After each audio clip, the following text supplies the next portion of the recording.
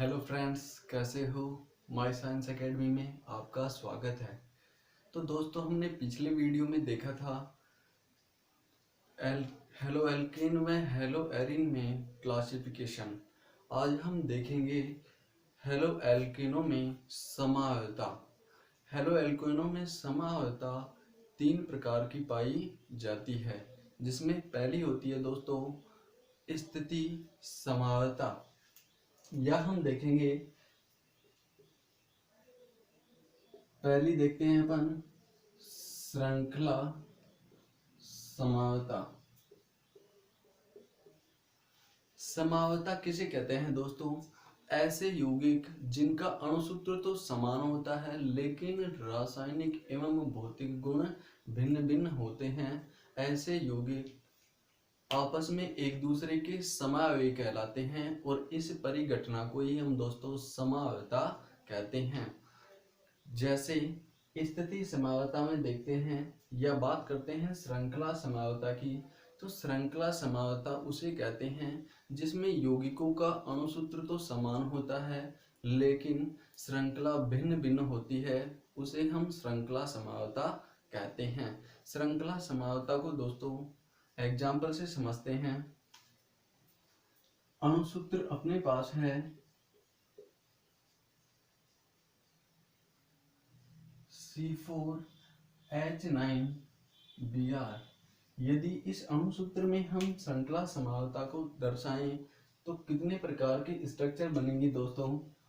पहली बनेगी CH3 CH2 CH2 CH2 Br।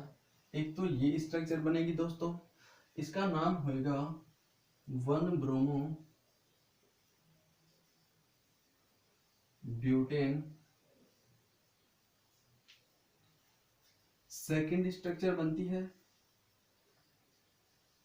CH3 CH CH3 CH2 Br। Second संरचना ये बनेगी दोस्तों, इसका नाम होगा 1-ब्रोमो 2-मेथिल प्रोपेन।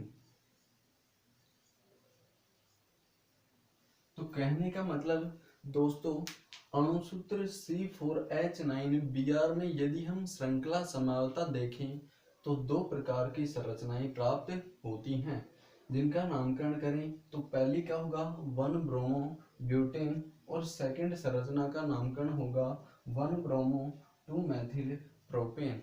तो ये हो गई दोस्तों हमारी श्रृंखला समावयवता। इसके बाद देखते हैं दोस्तों सेकंड समावयवता, स्थिति समावयवता।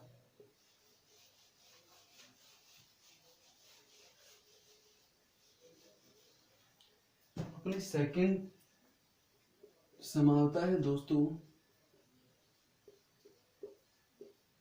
स्थिति समावयवता।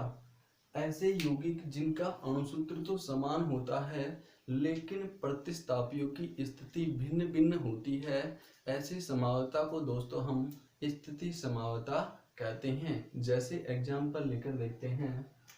यहाँ पर अपने पास अणुसूत्र है C3H7Cl। यदि हमारे को ये अणुसूत्र दिया जाए और उसमें कहा जाए कि इसमें स्थिति समावयवता को प्रदर्शित कीजिए, तो देखते हैं दोस्तों इस समावयवता में कितने समावयवी बनेंगे। पहला बनेगा CH3 CH2 CH2 Cl। Second बनेगी अपनी structure CH3 CH Cl CH3। कहने का मतलब 2 ही प्रकार की संरचना बनती है दोस्तों अणुसूत्र C3H7 व Cl में। तो इस प्रकार के यौगिक में हम स्थिति समावयवता को इन दोनों संरचनाओं के द्वारा प्रदर्शित कर सकते हैं। इसके बाद देखते हैं दोस्तों तीसरी समावयवता, प्रकाशिकी समावयवता। ध्यान दो। इसके बाद दोस्तों थर्ड समावता है अपनी प्रकाश की समावता। तो दोस्तों यदि हम कहें कि एल्किल हैलाइडों में प्रकाश की समावता भी पाई जाती है, जैसे एग्जाम्पल लिख देते हैं। अणुसूत्र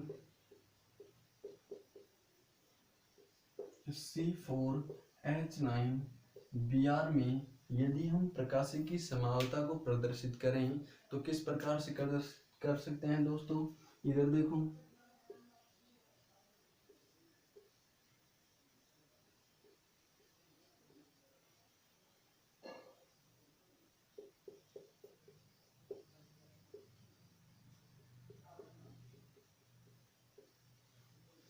एक ये हो गया दोस्तों। सेकंड, यदि हम मिरर लगा दें यहाँ पर तो इसका दर्पण रूप बनता है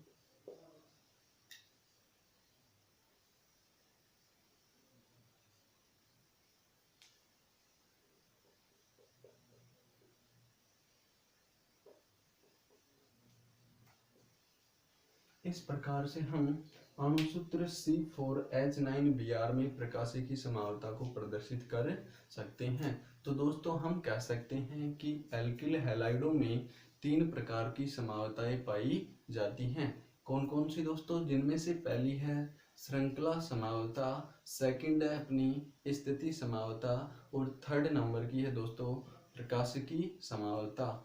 तो ये हो गई हमारी दोस्तों एल्किल हैलाइडों में समावता। अगला टॉपिक है दोस्तों हेलो एल्केन में CX बंध की प्रकृति। तो हम दोस्तों बंध के बारे में देखते हैं।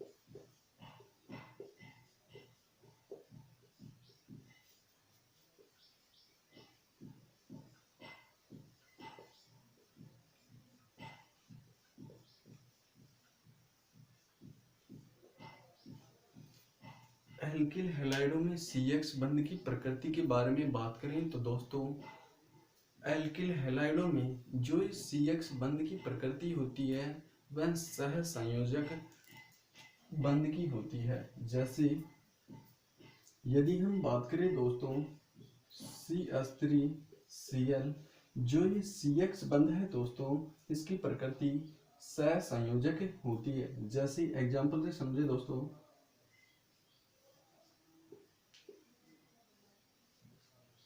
ये हो गया हमारा CH3Cl कंपाउंड, जिनमें से हम बात करते हैं दोस्तों इस CX बॉन्ड की।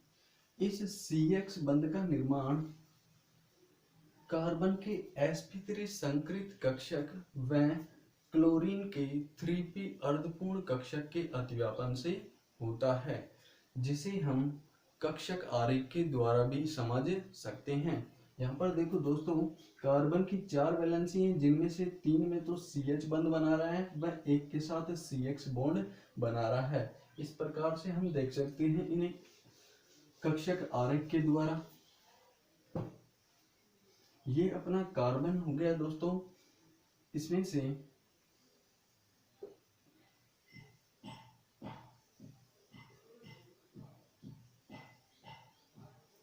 ये जो CH बॉन्ड है ये हाइड्रोजन व कार्बन के कक्षकों के मध्य होता है दोस्तों।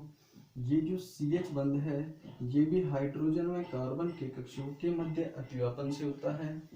इस CH बंध का निर्माण भी दोस्तों हाइड्रोजन व कार्बन के कक्षकों के मध्य अतिव्यापन से होता है।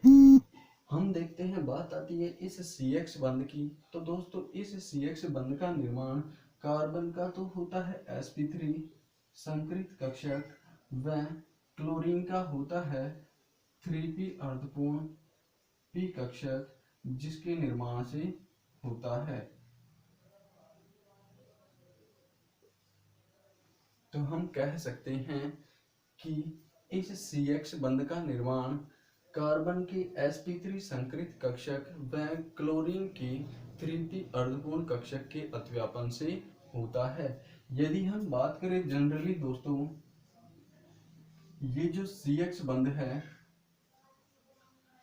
इसकी ये जो CH बंध है, इसकी प्रकृति वैसे तो सह संयोजक बंध होनी चाहिए, लेकिन यहाँ पर कार्बन की विद्युत ऋणता हैलोजन की विद्युत ऋणता की तुलना में कम होती है, जिसके कारण विद्युत ऋणता में अंतर होने के कारण कार्बन पर आंशिक धनावेश व हैलोजन पर आंशिक ऋणावेश आ जाता है। और यहाँ पर इस CH बंध की प्रकृति सह संयोजक ध्रुवीय प्रकृति हो जाती है, जिसे हम कह सकते हैं सह संयोजक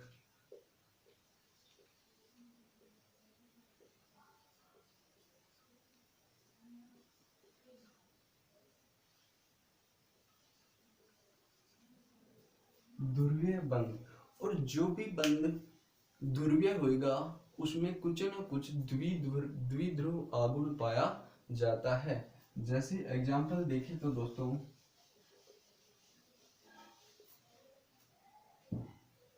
यहाँ पर म्यू बराबर CH3 Cl के लिए होता है 1.86 D, CH3 Br के लिए होता है 1.73 D और CH3 I के लिए होता है दोस्तों 1.62 D।